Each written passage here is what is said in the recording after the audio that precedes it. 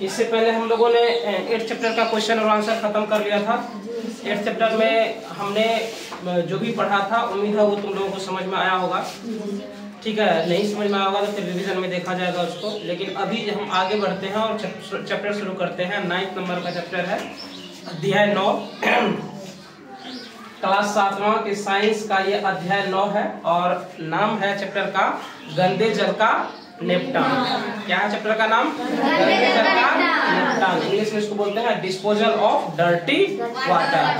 Disposal of dirty water, ठीक है, ये हमारे चैप्टर का नाम है। ठीक है, तो आज मतलब इस क्लास में हम लोग प्रोबेबली यही समझने की कोशिश करेंगे कि गंदे जल के निपटान किस प्रकार से होती है, या मानव मल उपचार क्या है, या फिर ये समझेंगे कि वाहित मल उपचार क्या है। ठीक है, इंग्लिश में उसको हम लोग सीवेज ट्रीटमेंट बोलते हैं, वो समझेंगे। वाहित मल क्या है वो समझेंगे। संदूषक यानी कि कॉन्टेमिनेंट्स क्या होता है ये समझेंगे। रोगवाहक जीवाणु कौन से होते हैं वो भी समझने की कोशिश करेंगे।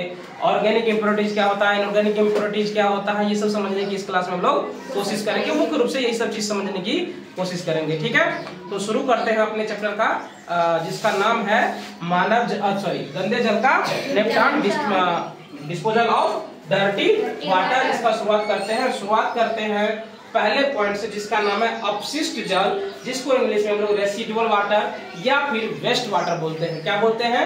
रेसिडुअल वाटर या फिर वेस्ट वाटर बोलते हैं इसको। ठीक है, तो ये होता क्या है, तो झाग से भरपूर तेल मिश्रित काले भूरे रंग का जल जो बर्तन धोने की जगह शौचालय, दुकान, होटल, लॉन्ड्री आदि से नालियों में जाता है, वही क्या कहलाता है? अपशिष्ट जल। तो ये अपशिष्ट जल जो है वो कैसा होता है, तो इसमें दिया गया है कि झाग से भरपूर तेल मिश्रित काले और भूरे रंग का होता है ना। ये निकलता कहाँ से है, तो सबसे पहली बात ये निकलता है कहाँ से? बर्तन धोने की जगह, शौचालय, दुकान, होटल, लॉन्ड्री। यहाँ पे तुम लोगों को लॉन्ड्री समझ में नहीं आ रहा होगा, तो लॉन्ड्री हम उस स्थान को कहते हैं जहाँ पर मतलब कोई व्यक्ति आते हैं और कपड़े धुलने के लिए देते हैं, उसी को हम लोग लॉन्ड्री बोलते हैं। और वहाँ पर ज्यादा मात्रा में कपड़े को धोया जाता है, तो उसी को हम लोग लॉन्ड्री बोलते हैं। ठीक है, तो लॉन्ड्री से निकलने वाले पानी जब कहाँ पे जाते हैं? नालियों में जाते हैं, तो उसी को हम लोग क्या कहते हैं? अपशिष्ट जल कहते हैं। क्या कहते हैं? अपशिष्ट जल, जिसको इंग्लिश में हम लोग वेस्ट वाटर या रेसिडुअल वाटर कहते हैं। ठीक है, तो अपशिष्ट जल समझ में आ गया क्या होता है। ठीक है, अब आगे बढ़ते हैं और समझते हैं कि वाहित मल उपचार क्या है, जिसको हम लोग सीवेज ट्रीटमेंट कहते हैं। क्या कहेंगे इसको? सीवेज ट्रीटमेंट कहेंगे। वाहित मल उपचार यानी कि सीवेज ट्रीटमेंट।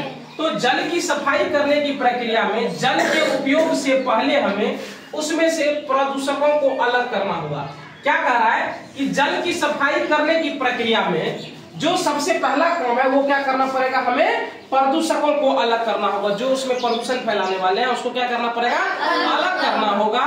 और अलग करने के बाद अपशिष्ट जल के उपचार की जो ये सामान्य रूप से क्या होता है, यह प्रक्रिया सामान्य रूप से वाहित मल उपचार कहलाता है।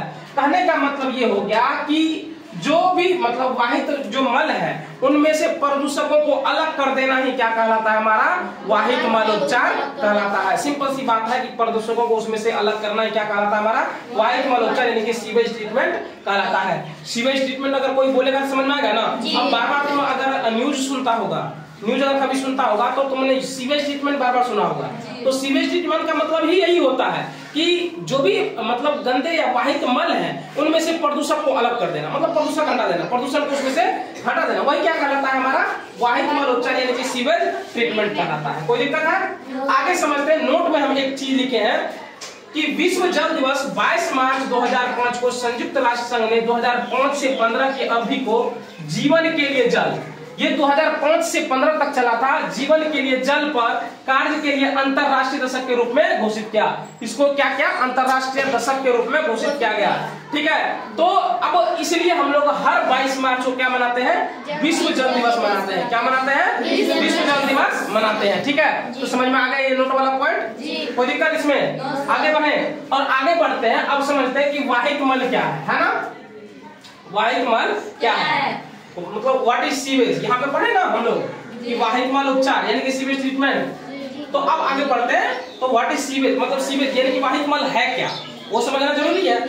तो वाहित मल घरों, स्कूलों, होटलों, अस्पतालों, उद्योगों, कार्यालयों और अन्य उपयोग के बाद बहने वाला वाहित यानी कि अपशिष्ट जल होता है। इसमें वर्षा जल भी शामिल होता है जो तेज वर्षा के साथ गलियों में बहता है। अब ध्यान से सुनो, क्या कह रहा है कि वाहित मल जो है घर, स्कूल, होटल, अस्पताल, उद्योगों, कार्यालयों और अन्य मतलब उपयोग के बाद बहने वाला जो अपशिष्ट जल होता है ना, जिसमें क्या होता है वर्षा जल भी शामिल होता है और अत्यधिक वर्षा के कारण उसके साथ क्या होता है ज्यादा वर्षा के बाद वो उस समय क्या होता है गलियों में बहता है। यही हमारा क्या होता है वाहित मल होता है। समझ गए बात को?